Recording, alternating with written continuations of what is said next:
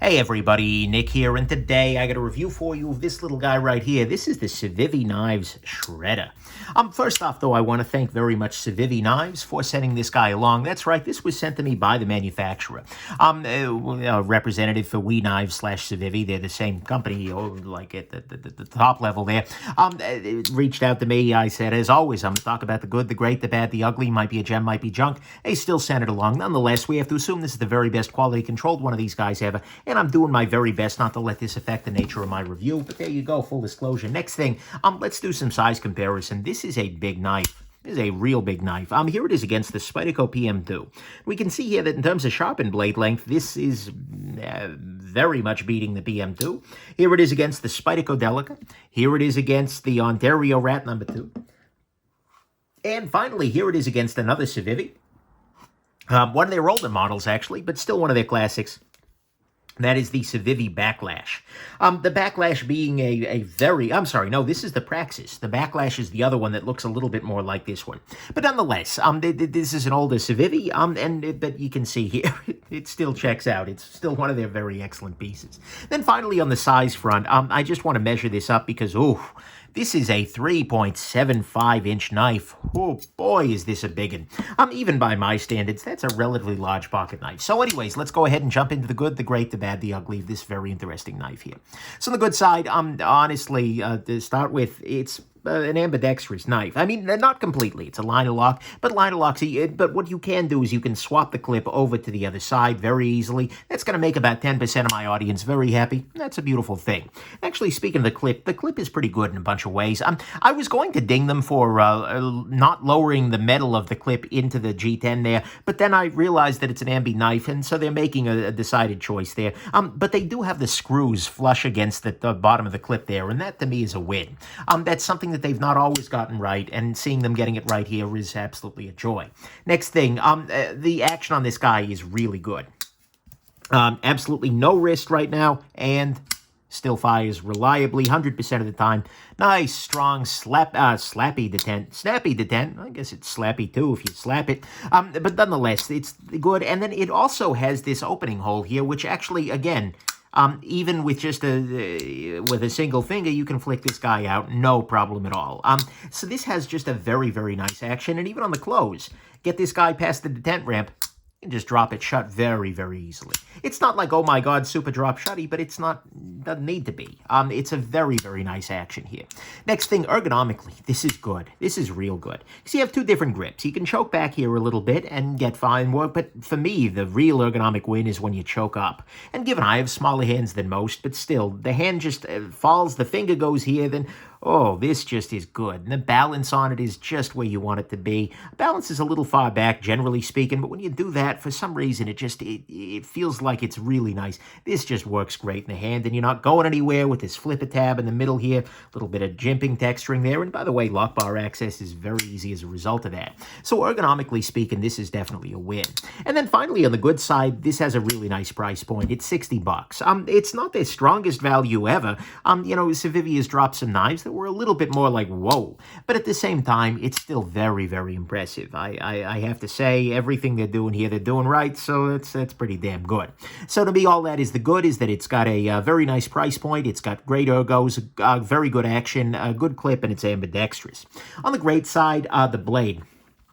100%. This is D2 steel, but it's super thin behind the edge. Oh, yes, look at this edge.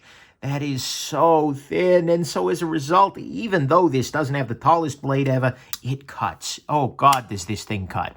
This is a knife that cuts beautifully. Absolutely freaking love that. And so as a result, you end up with a blade that is way, way, way above the nature of the class. This is D2, right? I believe it to be D2. I think it's very much D2.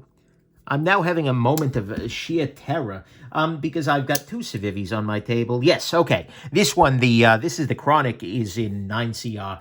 This one's in D2. But anyways, sorry. Yeah, so the blade on this guy is in D2, and it is pretty damn great.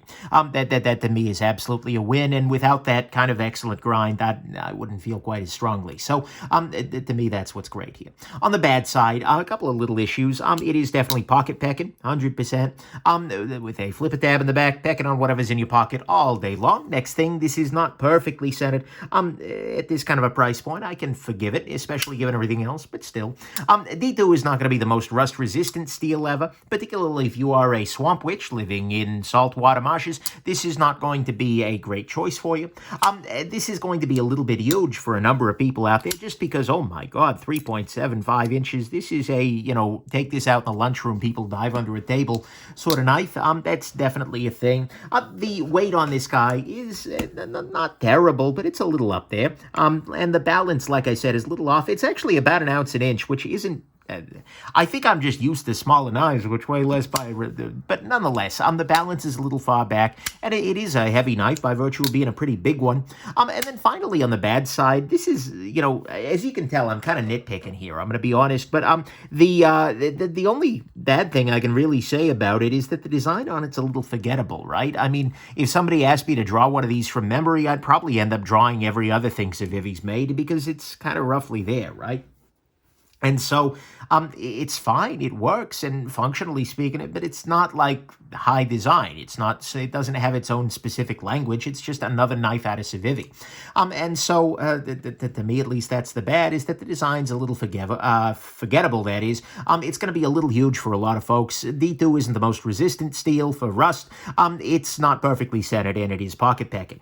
On the final conclusion front, look, it's a great knife. Oh, man, is it a great knife. I mean, it's got good carry options, good clip, good action, good ergos, good price, and a blade that just cuts.